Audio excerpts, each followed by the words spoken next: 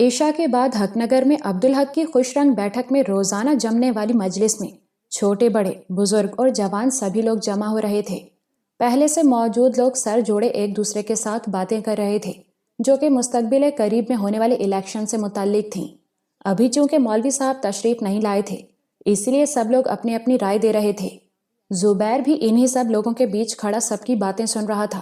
وہ کئی بار عبدالحق کو لوگوں کی رائے کے متعلق بتا چکا تھا لیکن عبدالحق نے اس سے متعلق کوئی خاص دلچسپی نہیں دکھائی تھی۔ اسی دوران عبدالحق اندر داخل ہوا۔ سب کو دیکھ کر وہ تھوڑا ٹھٹک گیا کیونکہ اس کے داخل ہوتے ہی سب کی نظریں فوراً اس کی طرف مڑ گئی تھیں۔ عبدالحق نے باری باری سب کی طرف دیکھا اور بولا، سب خیر خیریت ہے؟ ایک صاحب آگے بڑھے اور بولے، کاکا صاحب آپ کو معلوم ہی ہے کہ الیکشن سر پر کھڑے ہیں اور حق نگر کے لوگ چاہتے ہیں کہ اس بار ہمارا اپنا بندہ کھڑا ہو جو واقعی ہمارے لیے کام کرے، نہ کہ چودھری عبدالستار جو صرف ہمارے ووٹ لینے کے لیے ڈھیروں وعدے کرتا ہے لیکن اقتدار ملنے کے بعد کچھ نہیں کرتا۔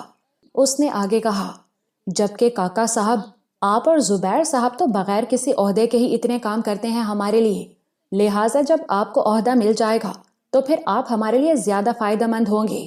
ایک نوجوان بولا، جی ہاں یہ بالکل سچ ہے، ہمیں کسی ایسے ہی کی ضرورت ہے جو دل سے کام کرے، صرف خالی وعدے نہ کرے۔ ایک بزرگ بولے، بیٹے ہمیں آپ کے سوا کسی اور پر بھروسہ نہیں ہے، آپ نے پہلے بھی لوگوں کے لیے بہت اچھے کام کیے ہیں، اس دفعہ ہم چاہتے ہیں کہ حق نگر کی نمائندگی ہمارا اپنا آدمی کرے اور آپ سے اور زبیر صاحب سے بہتر کوئی نہیں ہو سکتا۔ ہم چاہتے ہیں کہ قومی اسمبلی کے ووٹ کے لیے عبدالحق صاحب آپ کھڑے ہوں اور صوبائی اسمبلی کے ووٹ کے لیے زبیر صاحب۔ ایک اور بولا، دیکھیں کاکا صاحب حق نگر کے لوگوں کا مستقبل اب آپ کے ہاتھ میں ہے اور ہمیں یقین ہے کہ آپ ہمارے اور حق نگر کے حق میں فیصلہ کریں گے۔ ابھی یہی سب باتیں ہو رہی تھیں کہ مولوی مہر علی بھی ساجد کے ہمراہ تشریف لے آئے۔ مولوی مہر علی کو لانے لے جانے کی ذمہ داری ساجد کے سپرد تھی۔ محفل میں سرگرم الیکشن کے ماحول کو دیکھ کر وہ مسکرانے لگے۔ سب لوگ عبدالحق اور زبیر کو گھیرے کھڑے تھے، کسی کو بھی مولوی صاحب کی آمد کی خبر نہ ہوئی۔ مولوی صاحب خاموشی سے اپنی نشست پر بیٹھ گئے، پھر بولے، آج لگتا ہے کسی خاص موضوع پر گفتگو ہو رہی ہے، اتنی ہلچل محفل میں، سب خیر خیریت ہے؟ مولوی صاحب کی آواز سن کر سب لوگ یکدم خاموش ہو گئے۔ ایک بزرگ بولے، مولوی صاحب الیکشن قریب آ رہے ہیں اور گاؤں میں ہر طرف یہ سوال اٹھ رہا ہے کہ اس بار حق نگر کی طرف سے کون کھڑا ہوگا۔ ہم چاہتے ہیں کہ ہمارا اپنا بندہ سامنے آئے جو سچ میں ہمارے لیے کام کرے۔ عبدالستار صرف باتیں کرتا ہے، کام نہیں۔ دوسرے بزرگ نے بات آگے بڑھائی، ہم چاہتے ہیں کہ حق نگر کی طرف سے عبدالحق صاحب کھڑے ہوں کیونکہ یہ اب مستقل یہاں آ گئے ہیں، انہوں نے لاہور چھوڑ دیا اور ہمارے ساتھ رہتے ہیں، ہمارے دکھ سکھ میں شریک ہیں۔ اب اگر پورا علاقہ چاہتا ہے کہ یہ ہماری نمائندگی کریں تو اس میں کوئی غلط بات نہیں۔ مولوی صاحب آپ کیا کہتے ہیں؟ عبدالحق مولوی صاحب کے کچھ کہنے سے پہلے ہی گویا ہوا اور بولا، آپ لوگ مجھ پر اتنا بھروسہ کرتے ہیں، میں تہہ دل سے اس بات پر شکر گزار ہوں، لیکن میں خود کو اس قابل نہیں سمجھتا کہ حق نگر کی نمائندگی کے لیے خود کو پیش کروں۔ ویسے بھی سیاست میرا مزاج نہیں ہے اور میں کسی ضد یا مقابلے کے لیے کھڑا ہونا نہیں چاہتا، اس لیے آپ لوگ ضد نہ کریں۔ حق نگر میں بہت سے قابل لوگ موجود ہیں جو الیکشن میں کھڑے ہو سکتے ہیں۔ عبدالحق کی بات سن کر ایک شخص بولا، ہم ضد کی بات نہیں کر رہے کاکا صاحب، ہم صرف یہ چاہتے ہیں کہ اس دفعہ حق نگر کی آواز ہمارا اپنا آدمی اٹھائے۔ چودھری ہمارا نہیں ہے، وہ سلطان نگر کے کام تو کرتا ہے لیکن حق نگر کے نہیں، اور ابھی بھی جو اس نے گیس کی پائپ لائن بچھوائی ہے وہ صرف اپنے مقصد کے لیے ہے، بعد میں وہ اپنے وعدوں سے پھر جائے گا۔ سب لوگوں کی باتیں سن کر مولوی مہر علی بولے، اصل سوال یہ نہیں ہے کہ کون کھڑا ہوگا، اصل سوال یہ ہے کہ کون واقعی اپنی ذمہ داری کے لیے تیار ہے۔ جو اپنے دل سے کھڑا ہوگا وہی لوگوں کے لیے صحیح کام کرے گا۔ پھر انہوں نے عبدالحق کی طرف دیکھا اور بولے، سب لوگوں کی طرح میرا بھی یہی خیال ہے عبدالحق پتر، آپ سے بہتر حق نگر کی نمائندگی کوئی نہیں کر سکتا۔ حق نگر میں آپ کی حیثیت ایک بادشاہ کی سی ہے، سب لوگ آپ کی عزت اور احترام کرتے ہیں اور سب جانتے ہیں کہ آپ نے حق نگر کے لیے کیا کچھ کیا ہے۔ یہاں ہر شخص پر کوئی نہ کوئی احسان ہے آپ کا، اور بات صرف احسان ہی کی نہیں ہے، یہ ساری زمین آپ کی ہی ہے۔ حق نگر میں جتنی بھی ترقی ہوئی وہ آپ ہی کے بدولت اور آپ ہی کے توسط سے ہوئی ہے، جس میں زبیر صاحب بھی برابر کے حصے دار رہے۔ اب اگر لوگ چاہتے ہیں کہ آپ ان کی طرف سے کھڑے ہوں تو آپ کو ان کا دل نہیں توڑنا چاہیے. یہ لوگ کوئی غلط بات نہیں کہہ رہے, میں خود بھی یہی چاہتا ہوں. مولوی صاحب کی بات سن کر عبدالحق خاموش ہو گیا, لیکن فی الحال اس نے ہاں یا نہ میں کوئی جواب نہیں دیا تھا. وہ محسوس کر رہا تھا کہ یہ سب صرف لوگوں کی خواہش نہیں ہے. اس کے اپنے اندر بھی ایک بات سر اٹھا رہی تھی جو زبان پر نہیں آئی تھی, مگر وہ جانتا تھا کہ اسے فیصلہ کرنا ہی ہوگا.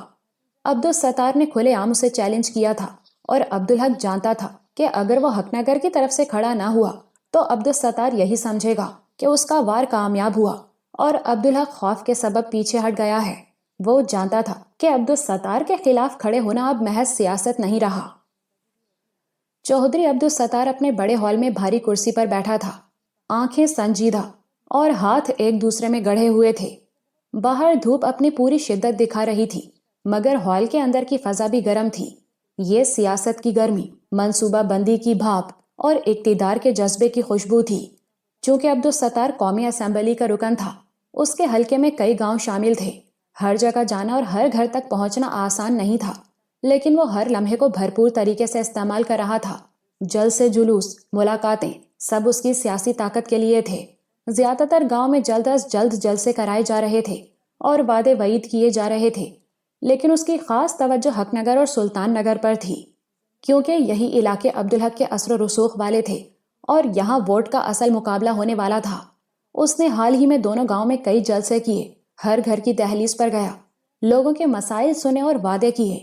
ہم آپ کے لیے کام کریں گے, ہر منصوبہ آپ کے گھر تک پہنچے گا. اس کے لہجے میں ایسا یقین اور اعتماد تھا جو عوام کے دلوں کو چھو لیتا تھا. لیکن عبدالستار جانتا تھا کہ صرف لفظ کافی نہیں, عملی اقدامات بھی ضروری ہیں. اس لیے اس نے عملی اقدامات بھی کروا لیے تھے. حق نگر اور سلطان نگر میں سوئی گیس کی پائپ لائن بچھوانا اسی منصوبے کا حصہ تھا. ہر پائپ جو زمین میں ڈالا گیا, ہر گھر جسے پہلی بار گیس ملی اور چولہا جلایا گیا, وہ عبدالستار کے لیے ایک ووٹ تھا. ہر افتتاحی تقریب, ہر تصویر, ہر فیتے کی تقریب اس کی سیاست کے اوزار تھے. ہر ایک قدم عوام کے دل جیتنے اور ووٹ بینک مضبوط کرنے کے لیے. لیکن یہ سب اقدامات صرف ابتدائی قدم تھے. اس کا اصل ہدف واضح تھا, حق نگر اور سلطان نگر میں اپنے ووٹ پکے کرنا اور عبدالحق کے اثر و رسوخ کو کمزور کرنا. اس کے لیے وہ پہلے ہی کئی منصوبے بنا چکا تھا, اور اس نے اپنے بیٹے آصف چودھری کو بھی اپنے ساتھ شامل کر رکھا تھا. آصف چودھری کے حق نگر میں مقامی خاندانوں اور لوگوں کے ساتھ تعلقات تھے, اور انہی کے ذریعے وہ حق نگر میں عبدالحق کے خلاف ماحول قائم کر رہا تھا. چھوٹی چھوٹی افواہیں پھیلائی جا رہی تھیں. عبدالحق تو ابھی ابھی حق نگر شفٹ ہوا ہے, وہ ہمیشہ لاہور میں رہا ہے, کیا معلوم وہ یہاں مستقل رہے گا یا واپس لاہور چلا جائے گا. سیاست ویسے بھی اس کا مزاج نہیں ہے. مزید کہا جا رہا تھا کہ عبدالحق کو اس سے پہلے بھی حکومت کی طرف سے برطرف کر دیا گیا تھا, اور اس پر کوئی چھوٹا موٹا الزام نہیں تھا, اس پر کرپشن اور بدعنوانی کا الزام تھا. ایسا شخص اپنی ذات کے سوا کسی کے لیے بھی کبھی فائدہ مند نہیں ہو سکتا, اور وہ تو نو مسلم ہے. کیا معلوم وہ کسی ایجنڈے کے تحت یہ سب کر رہا ہو. اس طریقے سے وہ دبے لفظوں میں لوگوں کے دلوں میں شک و شبہ پیدا کر رہا تھا.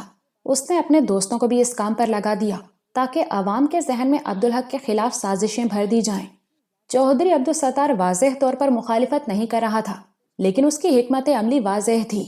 ابھی تک عبدالحق نے الیکشن میں باقاعدہ کھڑے ہونے کا اعلان نہیں کیا تھا, اور یہ بھی واضح نہیں تھا کہ حق نگر کی طرف سے کون میدان میں آئے گا. لیکن عبدالستار اپنے منصوبے پر مطمئن تھا. اس نے ذہن میں پہلے ہی ہر ممکن راستہ رکھ لیا تھا. اگر عبدالحق کھڑا ہو بھی گیا تو بھی کوئی فرق نہیں پڑے گا.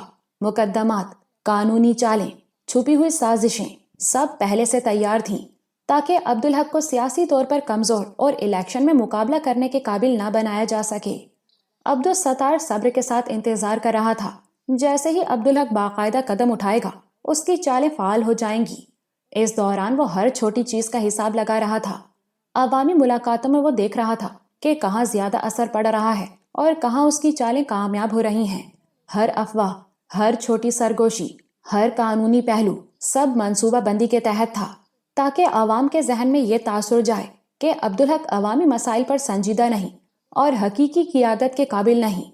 باپ ہونے کے ناطے اسے یہ بھی یاد تھا کہ صرف اپنی جیت کافی نہیں, بیٹے آصف چودھری کو صوبائی اسمبلی میں مضبوط کرنا بھی ضروری تھا. باپ اور بیٹے دونوں کی سیاست ایک ہی سمت میں چل رہی تھی. ہر جلسہ, ہر افتتاح, ہر وعدہ اور ہر عملی قدم اسی مقصد کی پیروی کر رہا تھا، اقتدار کی مضبوطی اور فتح کی ضمانت۔ عبدالستار نے دوبارہ کاغذات کھولے، جلسوں کی تاریخیں نوٹ کی اور دل ہی دل میں سوچا، اب بس انتظار ہے۔ جیسے ہی عبدالحق اعلان کرے گا، کھیل کھل کر شروع ہو جائے گا، تب ہر چال، ہر سازش، ہر چھپی ہوئی حکمت عملی شکل اختیار کرے گی، اور پھر دیکھیں گے کون سیاست میں مضبوط ہے اور کون صرف دعووں کا آدمی ہے۔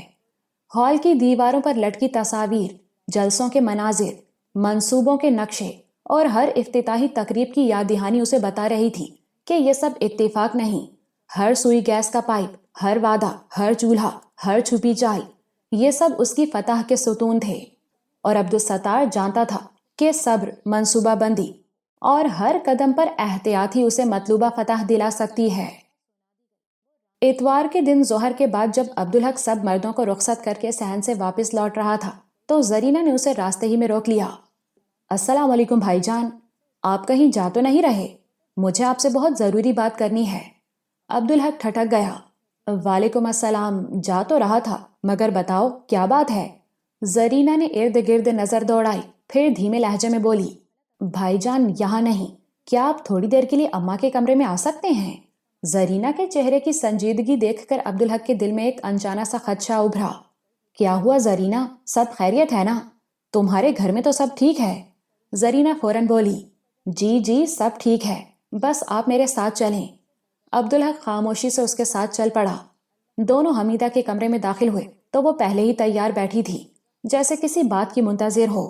وہ لوگ دستک دے کر اندر آئے۔ آؤ بچوں آؤ، حمیدہ نے کہا۔ عبدالحق بیٹھتے ہی بولا، ہاں زرینہ، اب بتاؤ کیا بات ہے، سب خیریت ہے؟ زرینہ کے لبوں پر ہلکی سی مسکراہٹ آئی، پھر وہ مصنوعی ناراضگی کے ساتھ بولی، جی بھائی جان سب خیریت ہے، مگر کیا اب یہ ضروری ہو گیا ہے کہ ایک بہن اپنے بھائی سے صرف اسی وقت بات کرے جب کوئی مسئلہ ہو یا کوئی کام نکلوانا ہو؟ آپ تو ایسے چراغ کے جن کی طرح غائب ہیں کہ نظر ہی نہیں آتے۔ ہمیں تو آپ کو دیکھنے کے لیے آنکھیں ترس جاتی ہیں، ایسی بھی کیا مصروفیت ہے؟ زرینہ کی بات سن کر عبدالحق مسکرا دیا۔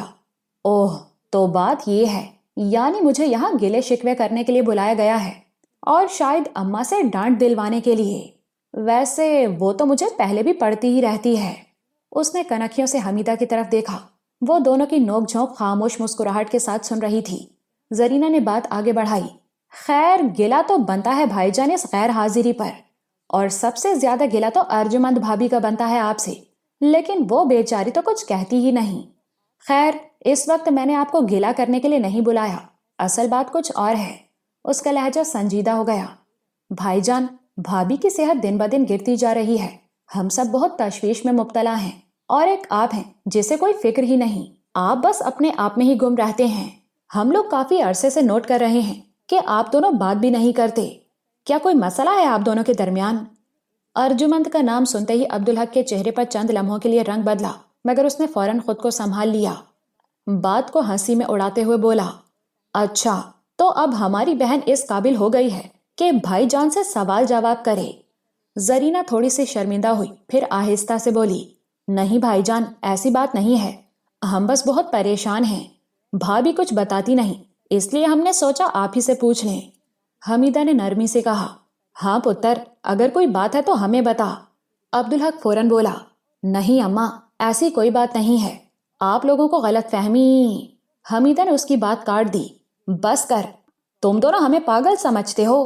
نکی سے پوچھو تو وہ ٹال دیتی ہے، تجھ سے پوچھو تو ٹال دیتا ہے، آخر مسئلہ کیا ہے، بتاتے کیوں نہیں؟ عبدالحق کے دل میں ایک لمحے کو آیا کہ سب کچھ اماں کو بتا دے۔ ہر بار جب کوئی ارجمند کے حق میں بات کرتا، اس کے اندر غصے اور نفرت کی ایک لہر دوڑ جاتی۔ وہ جانتا تھا ارجمند نے سب کو دھوکہ دیا ہے، اور اب بھی سب کی آنکھوں میں دھول جھونک رہی ہے۔ اس کے باوجود وہ کتنی ڈھٹائی سے سب کے سامنے ویسے ہی گھومتی پھرتی ہے جیسے کچھ ہوا ہی نہ ہو، اور شاید وہ یہ بھی جانتی ہے کہ میں اس کا راز افشاں کر کے اماں کو کبھی اتنا بڑا دکھ نہیں دوں گا، اس لیے وہ اتنی بے فکر ہے۔ کیا ہوا بھائی؟ زرینہ کے ٹوکنے پر وہ چونکا۔ نہیں کچھ نہیں، اور اماں ایسی کوئی بات نہیں، آپ لوگوں کو شک ہے تو آپ ارجمند ہی سے کیوں نہیں پوچھ لیتی؟ حمیدہ بولی، پوچھ کر تھک گئے ہیں، تبھی تو تجھے بلایا ہے۔ پہلے تو وہ چنگی بھلی تھی، مگر اب کچھ عرصے سے بہت بیمار لگنے لگی ہے۔ عبدالحق نے بیزاری سے کہا، اگر آپ لوگوں کو لگتا ہے کہ وہ بیمار ہے تو زرینہ تم اسے ڈاکٹر کے پاس لے جاؤ، آپ لوگوں کو تو پتا ہے میں آج کل بہت مصروف رہتا ہوں۔ یہ سن کر حمیدہ کے لہجے میں سختی آ گئی۔ یہ کیا بات ہوئی پتر، اب بس بہت ہو گئی ہے، مجھے نور الحق کا کوئی بہن بھائی چاہیے، وہ کب تک اکیلا رہے گا؟ اور میں کافی عرصے سے دیکھ رہی ہوں کہ تیرا رویہ بھی نکی کے ساتھ ٹھیک نہیں، یا تو اس کے ساتھ درست ہو جا یا جو بھی بات ہے ہمیں بتا تاکہ مسئلے کا حل نکالا جا سکے۔ ایک چھت تلے زندگی اس طرح نہیں گزرتی۔ اب مجھے حتمی جواب چاہیے کہ یہ سلسلہ کب تک چلے گا؟ عبدالحق نے کچھ کہنے کے لیے منہ کھولا ہی تھا کہ دروازے پر دستک ہوئی۔ زرینہ نے دروازہ کھولا۔ سامنے زبیر کھڑا تھا۔ السلام علیکم کاکا، حق نگر کے کچھ معزز لوگ آپ سے ملنے آئے ہیں، میں نے انہیں بیٹھک میں بٹھا دیا ہے۔ اچھا، میں آتا ہوں زبیر بھائی، آپ چلیں، عبدالحق نے کہا، مگر زبیر باہر ہی کھڑا رہا۔ زبیر کو دروازے پر کھڑا دیکھ کر عبدالحق نے جلدی سے کہا، اچھا اماں، زرینہ اس بارے میں پھر بات ہوگی۔ وہ زبیر کے ساتھ باہر آ گیا۔ زبیر کی بروقت آمد پر اس نے دل ہی دل میں سکون کا سانس لیا۔ زبیر بھائی، سب خیریت ہے؟ اس وقت ان لوگوں کی آمد کی کیا وجہ ہے؟ زبیر بولا، کاکا وہی بات جو میں آپ کو کب سے بتا رہا ہوں، میں جہاں بھی جاتا ہوں ایک ہی سوال سننے کو ملتا ہے، چوہدری عبدالستار کے مقابل آپ کے الیکشن میں کھڑے ہونے کا۔ اب تو لوگوں نے آپ کے حق میں نعرے لگانے بھی شروع کر دیے ہیں۔ یہ لوگ اب آپ سے حتمی جواب لینے آئے ہیں۔ عبدالحق نے آہستہ سے کہا، آپ جانتے ہیں زبیر بھائی، میرا سیاست سے کوئی واسطہ نہیں رہا، نہ میں اس جھمیلے میں پڑنا چاہتا ہوں، اور میں ہی کیوں، میری جگہ آپ بھی تو کھڑے ہو سکتے ہیں۔ زبیر نے کہا، یہی تو بات ہے کاکا، وہ کسی اور کو نہیں آپ کو دیکھنا چاہتے ہیں۔ عبدالحق نے گہری سانس لی اور زبیر کے ساتھ بیٹھک میں داخل ہو گیا۔ السلام علیکم، اس نے بلند آواز میں سب کو سلام کیا۔ معززین اور بزرگوں نے بات شروع کی۔ سب کی ایک ہی بات تھی، ہم چاہتے ہیں کہ آپ حق نگر کی طرف سے کھڑے ہوں، اب ہمیں آپ کی طرف سے حتمی جواب چاہیے۔ عبدالحق ہر سوال پر انکار کرتا رہا، کبھی مصروفیت کا بہانہ، کبھی سیاست سے بیزاری۔ آخر ایک صاحب بولے، اگر آپ نے انکار کیا تو ہم اپنی ہی نظروں میں گر جائیں گے۔ ہم نے چودھری کے حواریوں کو صاف کہہ دیا ہے کہ حق نگر سے کاکا صاحب ہی کھڑے ہوں گے۔ آپ کو شاید اندازہ نہیں کہ آپ کے خلاف کیسا پروپیگنڈا چل رہا ہے۔ چودھری شاید آپ سے ڈر گیا ہے، وہ جانتا ہے کہ اگر آپ مقابل کھڑے ہو گئے تو اس کا جیتنا تقریباً ناممکن ہو جائے گا۔ ایک اور بول اٹھا، ہم نے بہت دیکھا ہے، جب بھی عبدالستار کھڑا ہوتا ہے وہ حق نگر کو صرف سیڑھی کے طور پر استعمال کرتا ہے، ہمیں اس دفعہ وہ نہیں چاہیے۔ کاکا صاحب، اگر اب آپ کھڑے نہیں ہوں گے تو ان کی چالیں کامیاب ہو جائیں گی اور ہم لوگ اپنی ہی نظروں میں گر جائیں گے۔ یہ وہ بات تھی جس پر عبدالحق اچانک خاموش ہو گیا۔ وہ سمجھ گیا تھا کہ فیصلہ کرنے کا وقت آ گیا ہے۔ کچھ لمحوں بعد اس نے بغیر کسی جوش کے کہا، اگر آپ لوگوں کو لگتا ہے کہ مجھے کھڑا ہونا چاہیے اور آپ لوگ مجھ پر بھروسہ کرتے ہیں تو میں آپ کا بھروسہ نہیں توڑوں گا۔ میں حق نگر کی طرف سے الیکشن میں کھڑے ہونے کے لیے تیار ہوں۔ اس کی آواز میں نہ خوشی تھی اور نہ کوئی جذبہ۔ سب نے سکون کا سانس لیا، نہ ہی نعرے لگائے گئے، نہ شور مچا، اور عبدالحق جانتا تھا یہ ہاں صرف لوگوں کی خواہش نہیں تھی، اس کے اندر بھی عبدالستار کے خلاف ایک ضد سر اٹھا رہی تھی۔ یہ اب محض سیاست نہیں رہی تھی۔ جب سے حق نگر اور اس کے آس پاس کے گاؤں میں الیکشن کی خبریں گردش کرنا شروع ہوئی تھیں، فضا میں ایک عجیب سی بے چینی پھیل گئی تھی، جیسے کسی خاموش گاؤں میں اچانک ہلچل مچ جائے۔ سب امیدوار دن رات مصروف ہو گئے تھے، ہر کوئی اپنے اپنے دائرے میں دوڑ دھوپ میں لگا ہوا تھا۔ بیٹھکیں، ملاقاتیں، سرگوشیاں اور وعدے، سب کچھ ایک نئی شدت کے ساتھ ہونے لگا تھا، اور یہ بات اب کسی سے ڈھکی چھپی نہیں رہی تھی کہ چودھری عبدالستار اور عبدالحق دونوں آمنے سامنے آ گئے ہیں۔ دونوں ایک دوسرے کے مد مقابل تھے اور دونوں کی نظریں ایک ہی ہدف پر جمی تھیں۔ دونوں پارٹیاں ایک دوسرے کو زیر کرنے کی کوشش میں سرگرم عمل تھیں، مگر طریقے مختلف تھے۔ ایک طرف خاموش وقار اور عوامی اعتماد تھا تو دوسری طرف سازش، چالیں اور اندھی طاقت۔ ادھر چودھری کے ہر کارے عبدالحق کے خلاف آخری حد تک پروپیگنڈے میں مصروف تھے۔ کہیں اس کے کردار پر انگلی اٹھائی جا رہی تھی، کہیں اس کی نیت پر سوال، اور کہیں اس کے ماضی کو توڑ مڑوڑ کر پیش کیا جا رہا تھا۔ مگر ادھر عبدالحق کا ساتھ دینے والے بھی خاموش نہیں تھے، وہ ہر وار کا منہ توڑ جواب دے رہے تھے اور چودھری کی ہر بات کو عوام کے سامنے بے نقاب کرنے میں لگے ہوئے تھے۔ یہ بات اب تقریباً سب کو معلوم ہو چکی تھی کہ حق نگر، سلطان نگر بلکہ اس کے آس پاس کے دوسرے گاؤں میں بھی ایک ہی موضوع زیر بحث تھا۔ حق نگر کے عبدالحق اور سلطان نگر کے عبدالستار کے درمیان ٹھن چکی ہے۔ پرانی رنجشیں، سیاسی حسد اور ذاتی اناد اب کھل کر سامنے آ رہے تھے۔ عبدالحق براہ راست تو عبدالستار کے خلاف برسر پیکار نہیں تھا، وہ خود کو ان گندی چالوں سے دور رکھنا چاہتا تھا، لیکن حق نگر کے جوانوں کی ایک ٹولی زبیر کی سرپرستی میں پوری طرح سرگرم عمل تھی۔ وہ عبدالستار کے ہر وار کا جواب دینے کے لیے تیار کھڑی تھی۔ زبیر نہ صرف ان کی رہنمائی کر رہا تھا بلکہ ہر لمحہ حالات پر نظر بھی رکھے ہوئے تھا۔ ان تمام حالات کے پیش نظر عبدالحق کی مصروفیت دن بدن بڑھتی چلی گئی تھی۔ ویسے تو وہ پہلے بھی ایک مصروف زندگی گزار رہا تھا، مگر اب اسے مصروفیت کا ایک اور جواز مل گیا تھا، سیاست کا جواز۔ پہلے وہ روزانہ کم از کم اماں سے ضرور ملاقات کرتا تھا، صبح یا شام کسی نہ کسی وقت حمیدہ کے پاس جا بیٹھتا، چند باتیں کرتا، کچھ سنتا، کچھ کہہ دیتا، مگر اب تو وہ حمیدہ کے پاس بھی کبھی کبھار ہی حاضری دے پاتا تھا، اور اگر آتا بھی تو بس سلام دعا، حال احوال اور چند رسمی جملوں تک ہی رک پاتا۔ اس کے پاس اتنا وقت ہی نہیں ہوتا تھا کہ حمیدہ یا کوئی اور اس سے کسی مسئلے پر بات کر سکے۔ ایسے لگ رہا تھا جیسے اس کی زندگی میں سب سے قیمتی چیز وقت کسی اور کے قبضے میں چلی گئی ہو۔ یوں ہی وقت دھیرے دھیرے گزرتا رہا اور دیکھتے ہی دیکھتے مزید 2 مہینے گزر گئے۔ الیکشن اب زیادہ دور نہیں رہے تھے۔ اب تو ہر طرف یہی چرچا تھا کہ قومی اسمبلی کے لیے عبدالحق اور صوبائی اسمبلی کے لیے زبیر حق نگر کی طرف سے کھڑے ہو رہے ہیں، اور یہ سب کسی ایک فرد کا فیصلہ نہیں تھا بلکہ عوام کی پرزور خواہش کے نتیجے میں ہو رہا تھا۔ لوگ خود انہیں آگے لانا چاہتے تھے، اور یہی بات عبدالستار کے دل میں سب سے زیادہ آگ لگا رہی تھی۔ اب عبدالستار بھی ان تمام حالات و واقعات سے بے خبر نہیں تھا، بظاہر خاموش مگر اندر ہی اندر کھول رہا تھا۔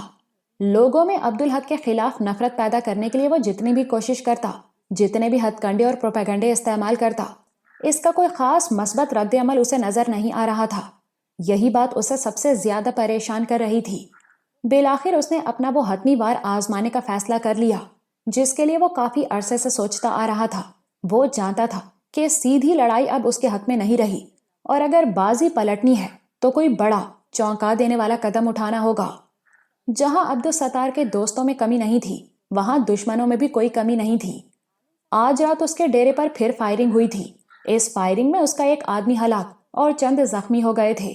اس سے پہلے بھی سلطان نگر میں اس کے ڈیرے پر ایسی ہی ایک چپکلش کے سلسلے میں فائرنگ ہو چکی تھی، مگر اس بار چودھری اسے کسی اور ہی رنگ میں پیش کرنا چاہتا تھا۔ وہ اس واقعے کو اپنے مفاد میں استعمال کرنے کا پختہ ارادہ کر چکا تھا، اور اس مقصد کے لیے اس نے بڑی خاموشی اور مہارت سے گراؤنڈ تیار کر لیا تھا۔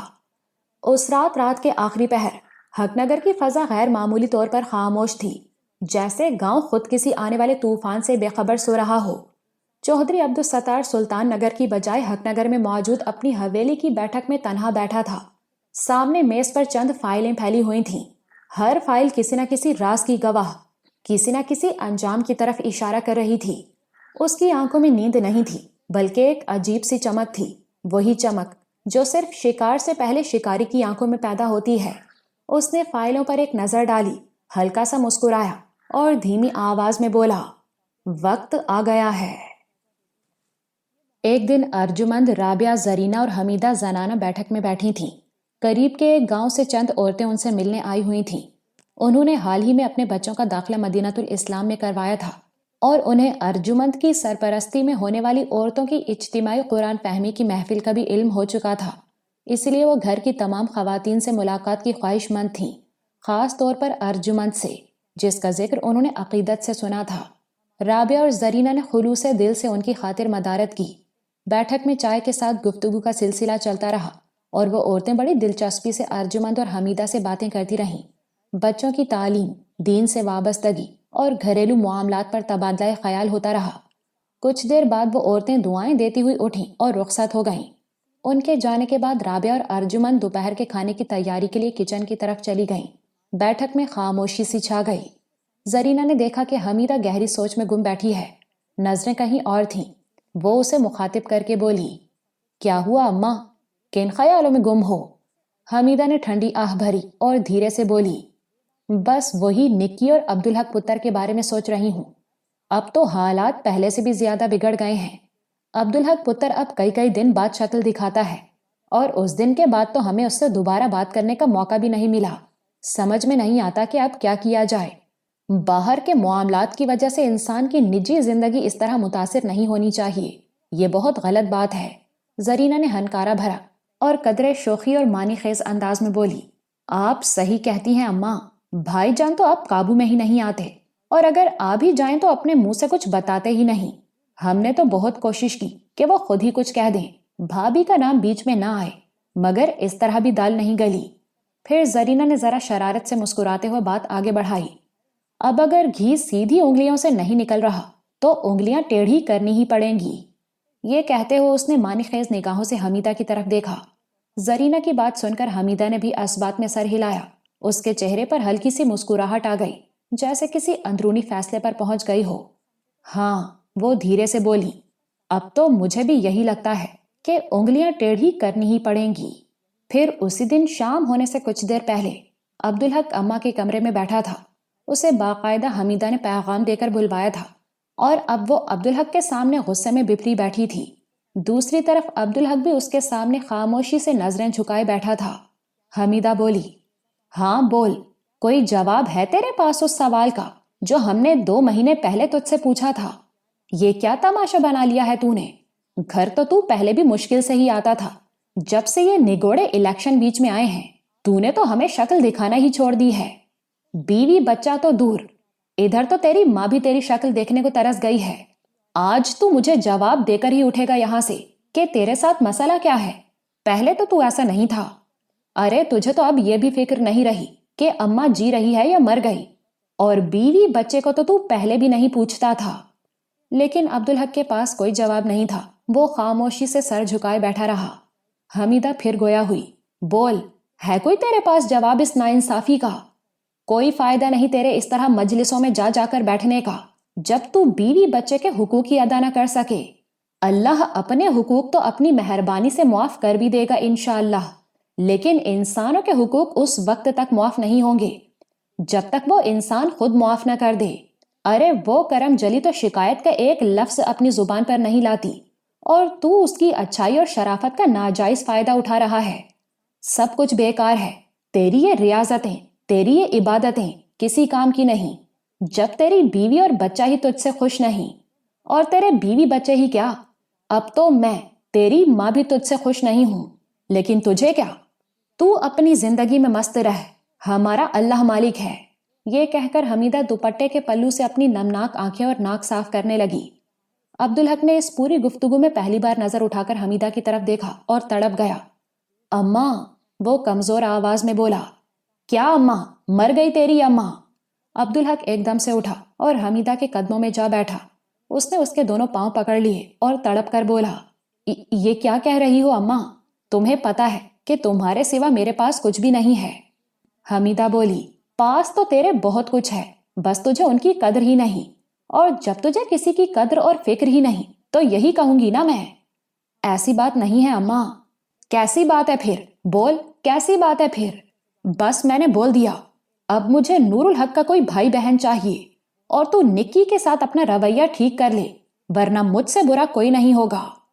عبدالحق نے بے بسی سے اماں کی طرف دیکھا، پھر نظریں جھکا لی اور دھیرے سے بولا، یہ ممکن نہیں ہے اماں، تم مجھ سے کچھ بھی مانگ لو، میں تمہارے قدموں میں لا کر ڈھیر کر دوں گا، لیکن یہ نہیں ہو سکتا۔ حمیدہ نے حیرت اور غصے کے ملے جلے تاثرات سے عبدالحق کی طرف دیکھا۔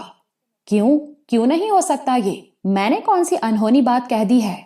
پتا ہے تجھے، نکی کے لیے ایک سے ایک رشتے تھے، لیکن اسے میں نے تیرے لیے پسند کیا، نہ کچھ سوچا نہ کچھ دیکھا۔ اور اس نکی کو دیکھ، اس نے کتنی بڑی قربانی دی۔ وہ چاہتی تو نور بانو کو انکار کر دیتی اور اپنی مرضی سے کہیں بھی شادی کر سکتی تھی، اس کا اسے حق حاصل تھا، اچھے سے اچھا لڑکا مل سکتا تھا اسے، لیکن اس نے تیرے اور نور بانو کے لیے قربانی دی۔ لیکن ملا کیا اس بیچاری کو اس قربانی کے بدلے؟ تیری یہ بے رخی۔ حمیدہ نے تعصب بھرے انداز میں منہ دوسری طرف موڑ لیا، گویا وہ عبدالحق کی شکل ہی نہ دیکھنا چاہتی ہو۔ حمیدہ کی اس ناراضی پر عبدالحق دہل گیا، اور ارجمند کی اس بے جا حمایت پر تو وہ پہلے بھی اندر ہی اندر جلتا رہتا تھا، اور آج تو حمیدہ کی حد سے بڑھی ہوئی طرفداری دیکھ کر اس کا صبر بالکل ٹوٹ گیا۔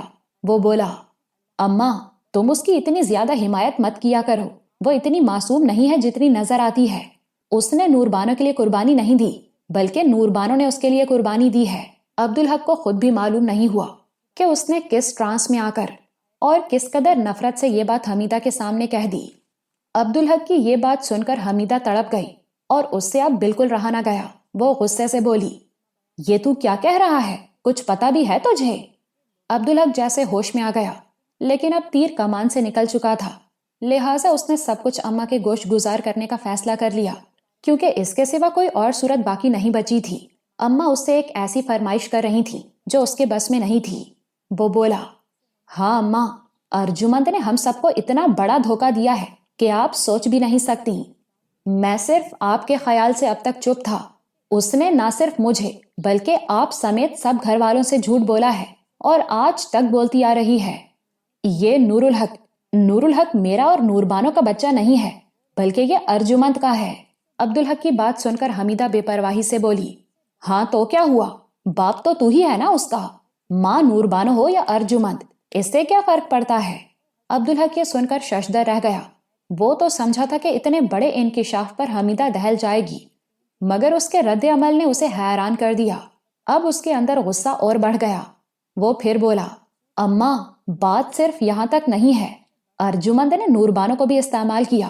اپنے گناہ اور اپنی غلطی کو چھپانے کے لیے اس نے میرا سہارا لیا۔ وہ میرا نہیں، پتہ نہیں کس کا بچہ ہے، اور اسے بچاتے بچاتے نور بانو بھی اس دنیا سے چلی گئی۔ اور اسے دیکھیں، نور بانو کے مرنے کے بعد بھی کس خوبصورتی سے اس جھوٹ کے ساتھ جی رہی ہے۔ پھر اس نے ساری باتیں حمیدہ کے گوش گزار کر دیں۔ اس پوری رودات کے دوران حمیدہ خاموشی سے اسے سنتی رہی۔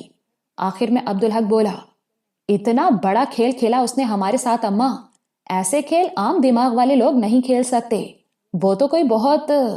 بس۔ عبدالحق کی باتیں سن کر حمیدہ کا پیمانہ لبریز ہو چکا تھا۔ بہت ہو چکا، تجھے بہت بڑی غلط فہمی ہوئی ہے۔ تو تصویر کا ایک رخ دیکھ رہا ہے، دوسرا نہیں، یا شاید تو دوسرا رخ دیکھنا ہی نہیں چاہتا، لیکن آج اس راز کو کھل ہی جانا چاہیے۔ اگر نکی نے مجھے قسم نہ دی ہوتی تو میں کب کی تیری آنکھیں کھول چکی ہوتی، لیکن بات اب اس حد تک پہنچ چکی ہے کہ نکی سے کیے گئے وعدے کی پاسداری میرے لیے ممکن نہیں رہی۔ اللہ مجھے معاف کرے۔ تجھے کیا لگتا ہے کہ ہمیں یہ بات معلوم نہیں؟ ہمیں یہ بات اس وقت سے معلوم ہے جب سے نور الحق کی پیدائش ہوئی اور نور بانو کا انتقال ہوا۔ اب حیران ہونے کی باری عبدالحق کی تھی۔ وہ منہ کھولے اماں کی طرف دیکھ رہا تھا۔ اسے تو لگا تھا کہ وہ کوئی بم پھوڑنے جا رہا ہے، مگر یہاں تو بساط ہی الٹ گئی تھی۔ اب حمیدہ بول رہی تھی اور وہ سن رہا تھا۔ حمیدہ نے بات آگے بڑھائی، اور دھوکہ ارجمند نے نہیں، نور بانو نے دیا ہے ہم سب کو، لیکن تیری آنکھوں پر آج تک اس نور بانو کے عشق کی پٹی بندھی ہوئی ہے۔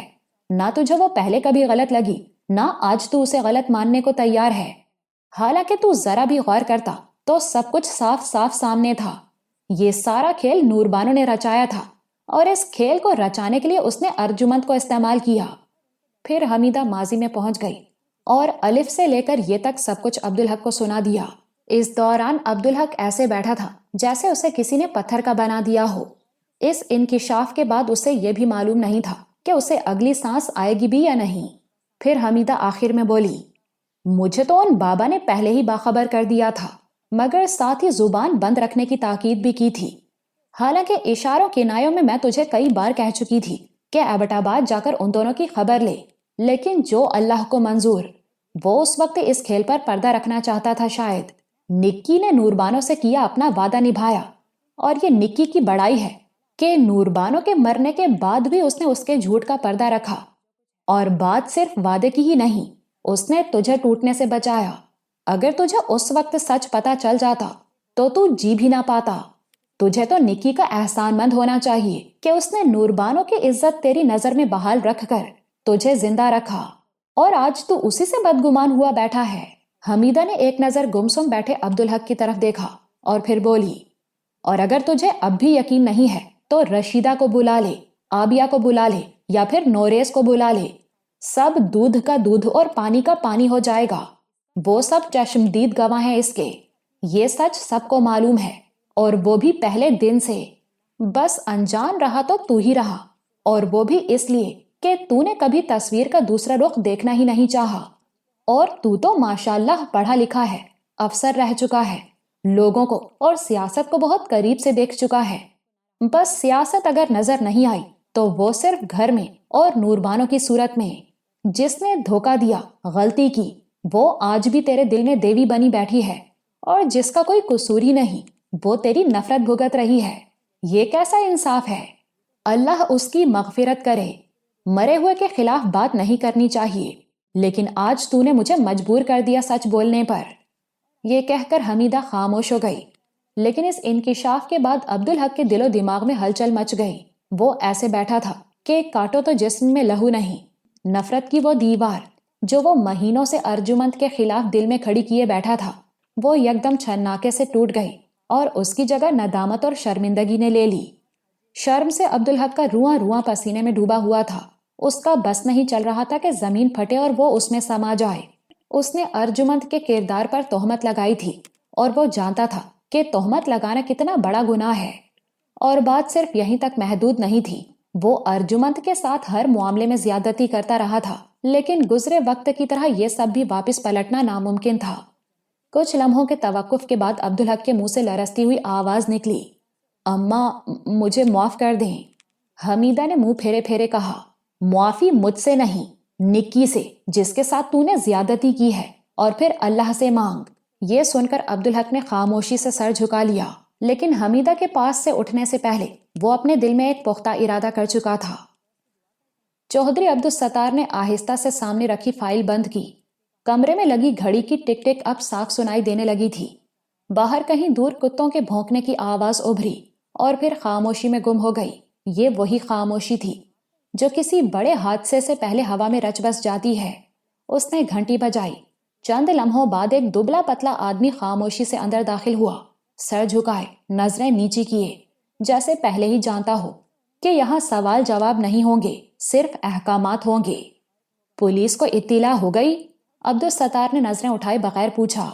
جی چودھری صاحب، FIR بھی درج ہو گئی ہے، نامعلوم افراد کی فائرنگ لکھوائی گئی ہے، مگر… وہ ذرا رکا۔ مگر؟ عبدالستار کی آواز میں اب نرمی نہیں تھی۔ مگر صحافی آنا شروع ہو گئے ہیں، لوگ سوال کر رہے ہیں۔ چودھری ہلکا سا مسکرایا۔ سوال اچھے ہوتے ہیں، بس جواب ہمیں دینے ہوتے ہیں۔ اس نے دوسری فائل کھولی۔ اس میں چند تصویریں تھیں، کچھ نام، کچھ تاریخیں اور چند گواہوں کے بیانات، وہ بیانات جو ابھی لکھے نہیں گئے تھے مگر لکھے جا سکتے تھے۔ صبح تک یہ بات عام ہو جانی چاہیے کہ یہ سب کچھ اتفاق نہیں تھا، اس نے کہا۔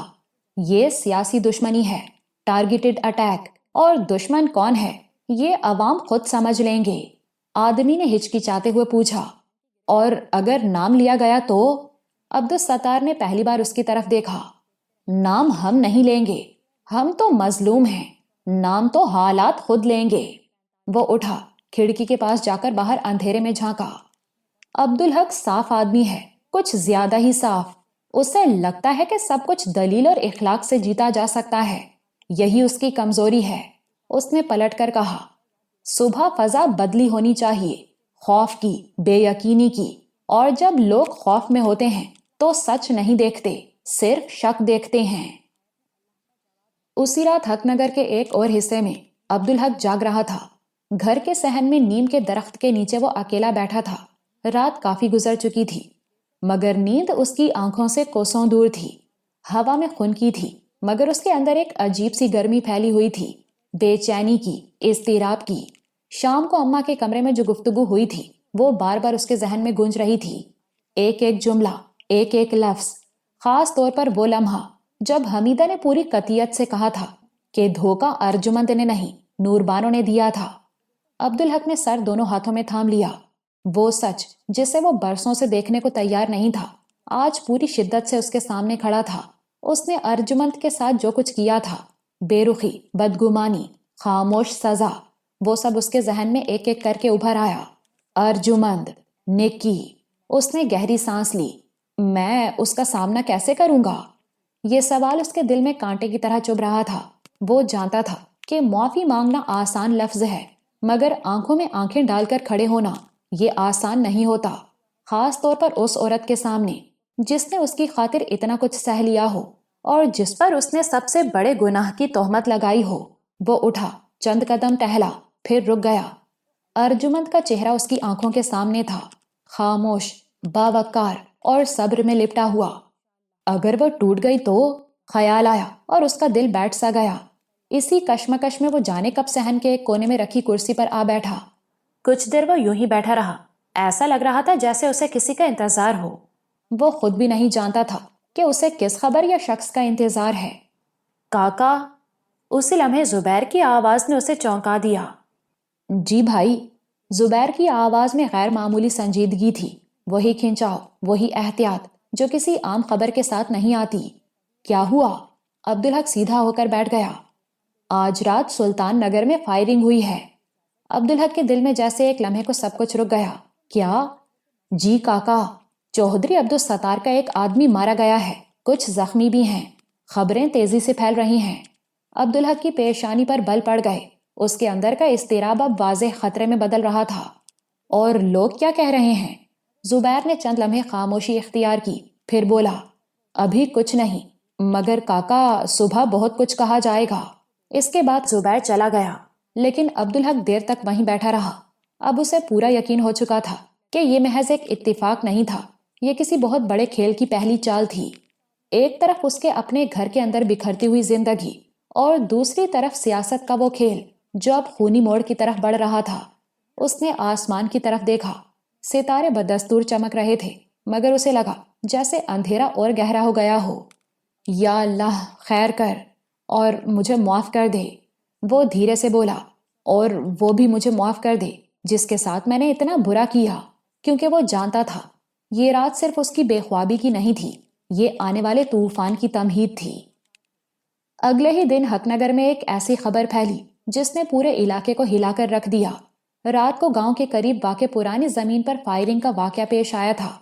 ایک مقامی سیاسی کارکن شدید زخمی حالت میں ہسپتال پہنچایا گیا، اور مرتے مرتے اس نے پولیس کے سامنے بیان دیا کہ یہ سب عبدالحق کے آدمیوں نے کیا ہے۔ اس کے بعد کچھ لوگوں نے بیان دیا کہ عبدالحق کے آدمیوں نے پہلے تو ڈرایا دھمکایا اور کہا کہ چودھری کو یہ پیغام دے دو کہ وہ عبدالحق کے مقابل کھڑا ہونے سے باز رہے۔ ان کی اس بدماشی کے جواب میں جب چودھری کے آدمیوں نے رد عمل دیا تو دونوں پارٹیوں میں بات لڑائی کی نوبت تک پہنچ گئی۔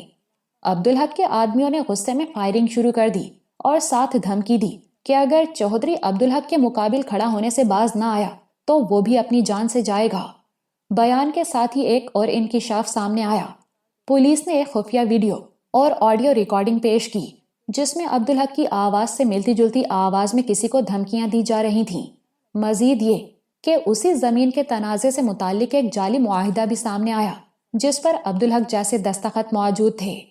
یہ سب کچھ اتفاق نہیں تھا، یہ عبدالستار کی کئی ماہ کی منصوبہ بندی کا نتیجہ تھا۔ صبح کی روشنی ابھی پوری طرح پھیلی بھی نہ تھی کہ سلطان نگر کے تھانے میں غیر معمولی گہما گہمی شروع ہو چکی تھی۔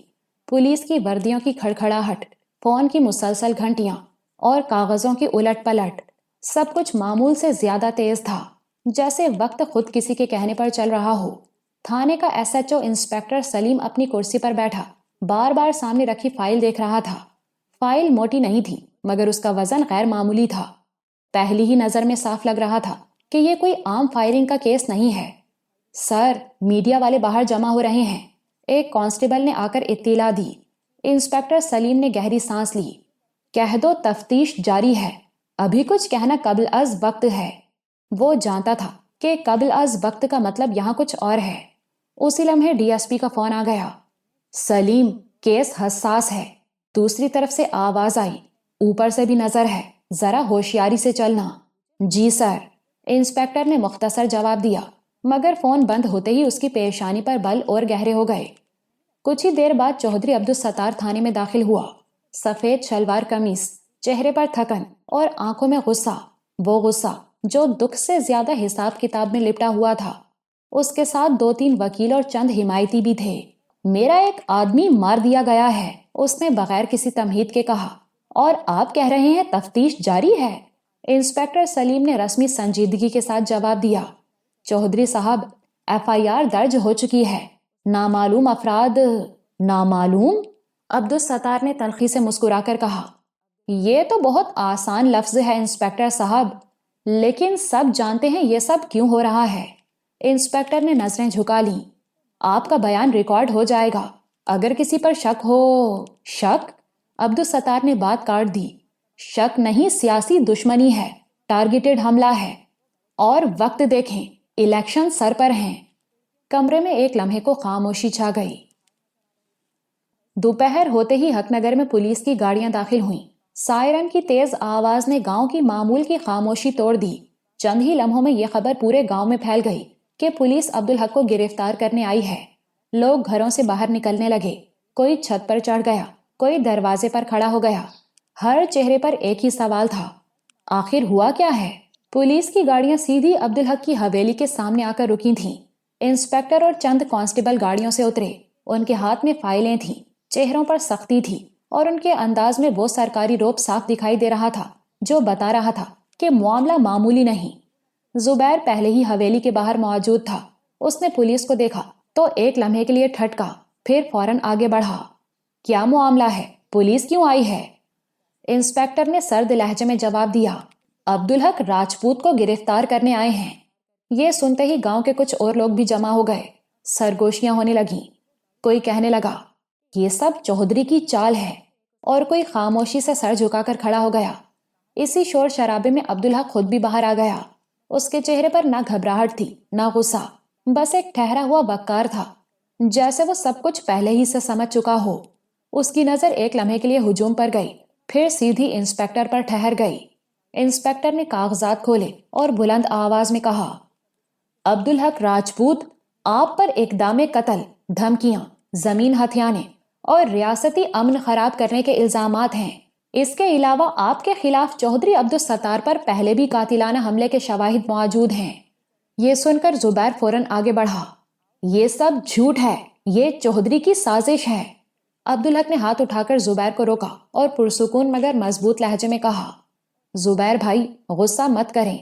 پھر وہ زبیر کی طرف دیکھ کر بولا، کوئی بات نہیں، میں جاؤں گا تھانے، آپ پریشان نہ ہوں، جو ہوگا دیکھا جائے گا، اللہ مالک ہے، آپ اماں کو سنبھالنا اور گھر کا خیال رکھنا۔ زبیر کی آنکھوں میں غصہ اور بے بسی اکٹھی ہو گئی۔ وہ ایک قدم آگے بڑھا اور پولیس کے سامنے کھڑا ہو گیا۔ کاکا کی جگہ مجھے گرفتار کرو، میں ان کی جگہ جاؤں گا۔ انسپکٹر نے طنزیہ مسکراہٹ کے ساتھ جواب دیا، جس کے خلاف FIR کٹی ہے نا، جانا بھی اسے ہی پڑے گا۔ یہاں جذبات نہیں، قانون چلتا ہے۔ لوگ خاموشی سے یہ سب دیکھتے رہے۔ کسی کی آنکھوں میں افسوس تھا، کسی کے چہرے پر غصہ، اور کسی کو پورا یقین تھا کہ یہ سب ایک بڑی سازش کا حصہ ہے۔ پولیس نے عبدالحق کو گاڑی میں بٹھایا اور تھانے کی طرف روانہ ہو گئی۔ زبیر ایک لمحہ بھی پیچھے نہ رہا۔ ساجد اور چند دیگر لوگ بھی ساتھ ہو گئے۔ تھانے پہنچ کر عبدالحق کانسٹیبل کے ہمراہ اندر داخل ہوا۔ سادہ لباس، سنجیدہ چہرہ اور آنکھوں میں وہی خاموش وقار۔ زبیر اس کے پیچھے پیچھے تھا، قدم محتاط، جیسے جانتا ہو کہ یہاں ہر لفظ تول کر بولا جائے گا۔ چودھری عبدالستار پہلے ہی تھانے میں موجود تھا، ایک کونے میں بیٹھا ہوا، آنکھوں میں شکاری چمک اور چہرے پر طنزیہ مسکان۔ اس نے عبدالحق کی طرف دیکھا اور کہا، آ گئے آپ؟ عجیب اتفاق ہے، رات کو فائرنگ ہوتی ہے اور دوپہر تک آپ خود تھانے پہنچ جاتے ہیں۔ عبدالحق نے سیدھی نظر سے عبدالستار کو دیکھا اور پرسکون لہجے میں کہا، میں یہاں اس لیے آیا ہوں کہ بات یک طرفہ نہ ہو۔ الزام لگانا آسان ہوتا ہے لیکن سچ ثابت کرنا مشکل، اور میں یہ بھی چاہتا ہوں کہ کسی ایک فریق کی بات سن کر فیصلہ نہ کیا جائے۔ انسپکٹر سلیم نے فوراً بات کاٹ دی، یہ تھانہ ہے، سیاسی بیٹھک نہیں، دونوں فریق حدود میں رہیں۔ عبدالستار ہلکا سا ہنسا، انسپکٹر صاحب، یہ سیاست ہی ہے، بس جگہ بدل گئی ہے۔ زبیر پہلی بار مداخلت کرتے ہوئے تھانے کے اندر بلند آواز میں بولا، اگر الزام ہے تو ثبوت بھی ہونا چاہیے، محض کہانی بنا دینے سے سچ نہیں بدلتا۔ انسپکٹر نے دونوں طرف دیکھا۔ اسے صاف دکھائی دے رہا تھا کہ یہ کیس عدالت سے پہلے ہی گلیوں، میڈیا اور سیاست میں لڑا جا چکا ہے۔ ہم قانون کے مطابق چلیں گے، اس نے کہا، مگر آواز میں وہ یقین نہیں تھا۔ باہر صحافیوں کا شور بڑھ رہا تھا۔ کسی نے نعرہ لگایا، قاتل کون؟ عبدالحق خاموش کھڑا رہا۔ وہ جان چکا تھا کہ یہ صرف ایک مقدمہ نہیں، یہ ایک پوری جنگ ہے، اور یہ جنگ اب کھل کر شروع ہو چکی ہے۔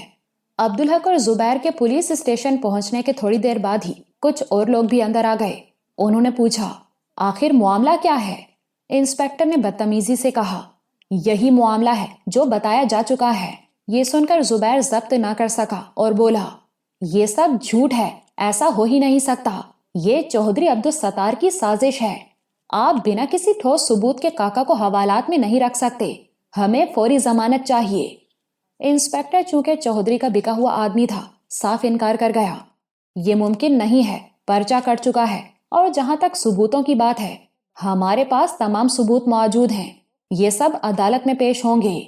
زبیر اور انسپکٹر کے درمیان کچھ دیر تلخ جملوں کا تبادلہ ہوا، مگر نتیجہ صفر رہا۔ عبدالحق کو حوالات میں بند کر دیا گیا۔ وہ خاموش تھا، مگر اس کی خاموشی میں شکست نہیں تھی۔ وہ سمجھ چکا تھا کہ یہ صرف مقدمہ نہیں، یہ ایک پوری جنگ ہے، اور یہ جنگ ابھی شروع ہوئی ہے۔ عبدالحق کی گرفتاری کی خبر پورے علاقے میں آگ کی طرح پھیلی، مگر اس کے اپنے گھر کے اندر کی حالت اس سے بھی زیادہ خراب تھی۔ گھر کے صحن میں غیر معمولی سناٹا اور بے چینی ساتھ ساتھ موجود تھے۔ ارجمند کی آنکھیں مسلسل دروازے پر جمی ہوئی تھیں، جیسے ابھی عبدالحق اندر داخل ہو جائے گا۔ حمیدہ بار بار تسبیح کے دانے گنتی اور ہر آنے والی عورت کو وہ سوالیہ نظر سے دیکھتی، شاید کسی کے پاس کوئی اچھی خبر ہو۔ خبر پھیلتے ہی زرینہ بھی اپنے سب کام چھوڑ کر ان کے پاس آ بیٹھی تھی۔ وہ کبھی ارجمند کو دلاسا دیتی، کبھی حمیدہ کے کندھے پر ہاتھ رکھتی۔ حق نگر کی عورتیں جوک در جوک حمیدہ اور ارجمند کے پاس آنے لگی۔ کوئی پانی لا رہی تھی، کوئی چائے بنا رہی تھی، کوئی بس خاموش بیٹھ کر ساتھ دے رہی تھی۔ ہر زبان پر ایک ہی جملہ تھا کہ کاکا صاحب ایسا نہیں کر سکتے، مگر تسلی کے باوجود ارجمند کا دل نہیں مان رہا تھا۔ اس کی آنکھوں میں خوف اور یقین دونوں ساتھ تھے۔ باہر مردوں میں بھی چمگوئیاں تھیں۔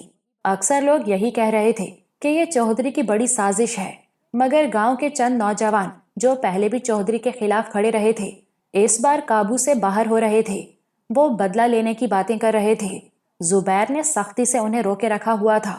وہ جانتا تھا کہ اس وقت ایک غلط قدم عبدالحق کے لیے مزید مصیبت کھڑی کر دے گا۔ مقدمہ عام نہیں تھا، اقدام قتل کا تھا، اور اس کے ساتھ نہ جانے کتنے جعلی مقدمے اور بھی جوڑ دیے گئے تھے۔ زبیر خود بھی ٹوٹنے کے قریب تھا۔ وہ جلی ہوئی بلی کی طرح ایک پیر پر ادھر سے ادھر پھر رہا تھا۔ فون پر فون، لوگوں سے ملاقاتیں، پولیس سے بات، سب کچھ کر چکا تھا، مگر نتیجہ صفر تھا۔ ضمانت کی پہلی کوشش بھی ناکام ہو چکی تھی۔ ہر ناکامی کے ساتھ اس کی بے چینی بڑھتی جا رہی تھی، مگر اس نے خود کو سنبھال رکھا تھا، کیونکہ گھر کی ساری امید اب اسی سے جڑی ہوئی تھی۔ کئی ناکام کوششوں کے بعد زبیر نے شہر کے بہترین وکیل ایڈوکیٹ کامران حیدر سے رابطہ کیا۔ وہ تیزی سے سیڑھیاں چڑھ کر ان کے دفتر میں داخل ہوا۔ کمرہ فائلوں اور قانون کی کتابوں سے بھرا ہوا تھا۔ کامران حیدر پہلے ہی سے کیس کی فائل دیکھ رہے تھے۔ زبیر نے بیٹھتے ہی اس پر ساری بات کھول کر رکھ دی کہ اقدام قتل کا مقدمہ سراسر سازش ہے، گواہ خریدے ہوئے ہیں، اور مقصد صرف کاکا صاحب کو الیکشن سے دور رکھنا ہے۔ کامران حیدر نے تحمل سے سب کچھ سنا اور پھر قانونی نقشہ واضح کیا۔ انہوں نے کہا، صرف ایف آئی آر یا جیل جانے سے کوئی نااہل نہیں ہوتا جب تک سزا نہ ہو۔ عبدالحق امیدوار بن سکتے ہیں اور ضرورت پڑنے پر جیل سے بھی الیکشن لڑ سکتے ہیں۔ مزید انہوں نے ضمانت کے مراحل سمجھائے اور یقین دلایا کہ کیس سیاسی لگتا ہے، اس لیے عدالت ثبوتوں کو خاص احتیاط سے دیکھے گی۔ زبیر کو انہوں نے ہدایت کی کہ واقعے والے دن کے اصل گواہ تلاش کیے جائیں، عبدالحق کی موجودگی کے ثبوت جمع کیے جائیں، کال ریکارڈ یا ویڈیوز اگر مل سکیں تو فوراً فراہم کی جائیں۔ زبیر نے امید کے ساتھ ضمانت کی نئی درخواست دائر کی، مگر چودھری کی طرف سے پیش کیے گئے گواہوں اور تیار شدہ بیانات کی وجہ سے عدالت نے فوری ضمانت دینے سے انکار کر دیا۔ یہ خبر سن کر زبیر کے قدم کچھ لمحوں کے لیے رک گئے، مگر کامران حیدر نے اسے سمجھایا کہ یہ صرف پہلی لڑائی تھی، جنگ ابھی باقی ہے۔ زبیر نے خود کو سنبھالا اور مزید مضبوط تیاری کے ساتھ اگلا قدم اٹھانے کا فیصلہ کیا۔ دوسری طرف گاؤں میں چودھری عبدالستار اپنی بیٹھک میں آصف چودھری اور چند قریبی آدمیوں کے ساتھ بیٹھا تھا۔ ماحول میں اطمینان اور غرور صاف محسوس ہو رہا تھا۔ عبدالحق کی ضمانت مسترد ہونے کی خبر پر وہ جشن منا رہے تھے۔ عبدالستار کو یقین ہو چکا تھا کہ عبدالحق الیکشن میں کھڑا ہونے کے قابل نہیں رہے گا۔ اس کے الفاظ میں طنز اور جیت کا احساس تھا، مگر اس کے ذہن میں صرف جشن نہیں تھا، اس کے ذہن میں ایک اور منصوبہ بھی تھا۔ وہ عبدالحق کو پھانسی چڑھانے کا قائل نہیں تھا۔ اس کی اصل خواہش یہ تھی کہ الیکشن تک اسے جیل اور مقدمات میں الجھا کر رکھا جائے تاکہ وہ عملی سیاست سے باہر رہے۔ اس نے اپنے آدمیوں کو ہدایت دی کہ گواہوں کو مضبوط رکھا جائے، بیانات تبدیل نہ ہوں اور زبیر کی ہر حرکت پر نظر رکھی جائے، کیونکہ اصل دوڑ دھوپ وہی کر رہا تھا۔ بیٹھک کے اختتام پر عبدالستار کے چہرے پر عجیب سا سکون تھا۔ اسے لگ رہا تھا کہ اس کی چال کامیاب ہو چکی ہے، مگر اس سکون کے پیچھے ایک خوف بھی چھپا تھا کہ اگر عبدالحق کسی طرح واپس میدان میں آ گیا تو اس کی ساری محنت ضائع ہو سکتی ہے۔ اسی خوف نے اسے مزید سخت اور محتاط بنا دیا تھا۔ زبیر ایڈوکیٹ کامران حیدر کے دفتر سے نکل کر دوبارہ جیل پہنچا۔ 2 دن کی مسلسل دوڑ دھوپ، ہر جگہ ملاقاتیں، پولیس سے باتیں، سب کے سب زیادہ تر ناکام ہو چکے تھے۔ اس کا دل غم اور غصے سے بھرا ہوا تھا۔ تھکن سے ہلکا سا دباؤ بھی تھا، مگر امید کا ایک چھوٹا سا چراغ ابھی باقی تھا۔ کامران حیدر نے اسے وکیل کے طور پر ہر قدم بتا دیا تھا۔ قانونی راستہ تیار تھا اور اب زبیر چاہتا تھا کہ عبدالحق کو یہ یقین دلائے کہ سب کچھ ختم نہیں ہوا۔ جیل کے بھاری دروازے کے پیچھے ہر قدم پر لوہے کی زنجیریں کانوں میں گونج رہی تھیں۔ اندر داخل ہوتے ہی زبیر نے محسوس کیا کہ ماحول کتنا سخت اور محدود ہے۔ ہر کمرے میں ٹھنڈک اور خاموشی تھی، کوئی آواز نہیں، صرف دور کہیں حکام کی قدموں کی کھنک اور دھیمی باتیں۔ عبدالحق اپنی سیل میں بیٹھا تھا، ایک طرف جھکا ہوا، آنکھیں زمین پر، مگر دل میں ہمت اور فیصلہ موجود تھا۔ وہ جان چکا تھا کہ اب ہر لمحہ صبر اور عقل کا ہے۔ زبیر اندر داخل ہوا اور عبدالحق کے قریب کھڑا ہو گیا۔ کاکا، اس نے عبدالحق کو آواز دی۔ دونوں کی نظریں ملیں اور لمحہ بھر کے لیے سب کچھ رک گیا۔ زبیر نے عبدالحق کے کان کے قریب آ کر دھیرے سے کہا کہ وکیل کامران حیدر سب کچھ سنبھال رہے ہیں، قانونی راستہ تیار ہے اور ہر قدم پر وہ ساتھ ہے۔ زبیر کی آنکھوں میں تھکن تھی مگر عزم بھی تھا۔ عبدالحق نے آنکھیں اٹھائیں، تھوڑی دیر کے لیے خاموش رہا، پھر اپنا غصہ اور پریشانی جمع کر کے جواب دیا۔ کوئی بات نہیں زبیر بھائی، میں نے سب کچھ اس پر چھوڑ دیا ہے۔ عبدالحق نے چھت کی طرف انگلی کا اشارہ کیا۔ زبیر کچھ دیر اسے دلاسا دیتا رہا اور اس نے کہا کہ وہ اکیلا نہیں ہے، کوئی چیز اسے کمزور نہیں کر سکتی۔ زبیر نے ہر لمحے کی تفصیل اسے بتائی، کہا کہ نوجوانوں کو بڑی مشکل سے قابو میں رکھا گیا ہے، خواتین گھر پر دعا کر رہی ہیں اور ہر قانونی قدم پر وکیل ساتھ ہے۔ اس نے بتایا کہ پہلے دن کی ناکامی کے بعد اب اگلی کوشش میں ہم سب زیادہ محتاط اور مضبوط ہیں۔ عبدالحق نے دھیمے سے سر ہلایا۔ پہلی بار زبیر کو تھوڑی راحت محسوس ہوئی۔ زبیر نے مزید کہا، کاکا، چودھری نے جتنے بھی مقدمے بنائے ہیں سب جھوٹے ہیں، گواہوں کے بیانات خریدے ہوئے ہیں اور عدالت میں ان کا منہ خود ہی کھل جائے گا۔ عبدالحق نے یہ سن کر ایک گہری سانس لی اور اپنے اندر کی ہمت کو جمع کیا۔ وہ جانتا تھا کہ اب اس کی لڑائی تینوں سطحوں پر ہے، قانونی، سماجی اور سیاسی۔ ہر قدم سوچ سمجھ کر اٹھانا ہوگا، مگر اب وہ خوفزدہ نہیں تھا۔ اس نے زبیر کو اس کیس سے متعلق کچھ ہدایات دی، پھر کچھ لمحوں کے لیے دونوں صرف ایک دوسرے کو دیکھتے رہے۔ جیل کے خاموش کمرے میں کوئی آواز نہیں تھی، لیکن زبیر اور عبدالحق کے درمیان ایک خاموش عہد بن گیا تھا۔ یہ لڑائی ختم نہیں ہوگی اور وہ دونوں مل کر ہر مشکل کا سامنا کریں گے۔ لمبی خاموشی کے بعد عبدالحق نے مسکراتے ہوئے کہا کہ وہ ہار نہیں مانے گا۔ زبیر نے سر ہلایا اور اپنے ہاتھ سے عبدالحق کا ہاتھ تھام لیا۔ جیل کے اندر یہ چھوٹا سا لمحہ ان کے لیے ایک مضبوط پیغام بن گیا۔ ہر فیصلہ، ہر قدم اور ہر حرکت اب ان کی زندگی اور سیاست کا امتحان بننے والی تھی۔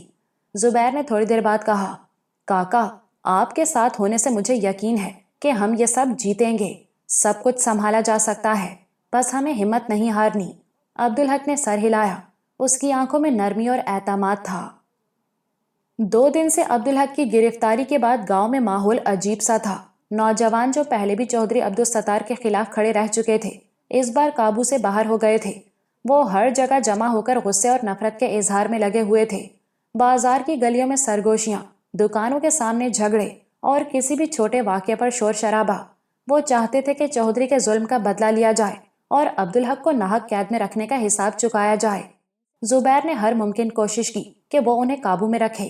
وہ جانتا تھا کہ ابھی کوئی بھی غلط قدم کاکا کے لیے مزید نقصان دہ ثابت ہو سکتا ہے۔ نوجوانوں کے کچھ گروہ چودھری کے دفاتر کے قریب جانے کی بھی تیاری کر رہے تھے اور زبیر کو خدشہ تھا کہ اگر وہ آگے بڑھے تو پولیس کے ہاتھوں بھی نقصان ہو سکتا ہے۔ اسی کشمکش میں مولوی مہر علی کام آئے۔ وہ گاؤں کی مرکزی مسجد کے صحن میں آئے اور نوجوانوں کی بے چینی کا ماحول دیکھ کر ایک بار پھر اپنا وقار اور دھیما غصہ ظاہر کیا۔ انہوں نے سب نوجوانوں کو جمع کیا۔ وہ خاموشی کے ساتھ نوجوانوں کے درمیان کھڑے ہوئے اور سب کی نظریں ان کی طرف ہو گئیں۔ نوجوانوں کی چیخ و پکار رک گئی اور کچھ دیر کے لیے صرف مولوی مہر علی کی موجودگی کا اثر رہا۔ انہوں نے دھیرے سے کہا کہ بیٹا، غصے اور نفرت سے کام نہیں بنے گا۔ ابھی عبدالحق کی حفاظت اور مقدمے کی قانونی لڑائی سب سے اہم ہے۔ کوئی بھی جلد بازی کا قدم ہمیں نقصان دے سکتا ہے۔ ہم سب کو صبر اور حکمت کے ساتھ کام لینا ہوگا۔ نوجوان ابھی بھی تھوڑے غصے میں تھے، مگر مولوی مہر علی کی آواز میں اتھارٹی اور ہمدردی دونوں موجود تھی۔ انہوں نے مزید کہا کہ اگرچہ سب کے دل چل رہے ہیں، مگر قانونی طریقہ اور حوصلہ ہی ان کی طاقت ہے۔ جو بھی حرکت کی جائے گی اسے سوچ سمجھ کر کرنا ہوگا۔ زبیر نے مولوی مہر علی کے ساتھ کھڑے ہو کر نوجوانوں کو سمجھانا شروع کیا۔ وہ سب کے سامنے حالات کی وضاحت کر رہا تھا کہ وکیل کامران حیدر ہر قدم سنبھال رہے ہیں، قانونی راستہ موجود ہے اور جیل میں کاکا صاحب محفوظ ہیں۔ نوجوانوں نے آہستہ آہستہ اپنی چیخیں کم کی اور کچھ نے نرمی سے زبیر کی باتیں سننا شروع کر دیں۔ مولوی مہر علی نے آخر میں کہا، ہم سب کو دعا اور صبر کے ساتھ ان کے حق کے لیے لڑنا ہوگا۔ کوئی بھی حرکت جو جلد بازی میں کی جائے سب کچھ ضائع کر سکتی ہے۔ ہم سب مل کر قدم اٹھائیں گے اور انشاءاللہ ہر چیز اپنی جگہ پر واپس آئے گی۔ اس کے بعد نوجوان آہستہ آہستہ منتشر ہونے لگے۔ بازار اور گلیوں میں شور کم ہوا۔ زبیر نے اندر سے راحت محسوس کی، مگر دل میں اس کے ابھی فکر موجود تھی۔ وہ جانتا تھا کہ حقیقی لڑائی ابھی باقی ہے، عدالت، جیل اور سیاست کے ہر میدان میں۔ مگر مولوی مہر علی کی موجودگی اور ان کی باتوں نے نوجوانوں کے دلوں میں ضبط اور امید دونوں پیدا کر دی تھیں۔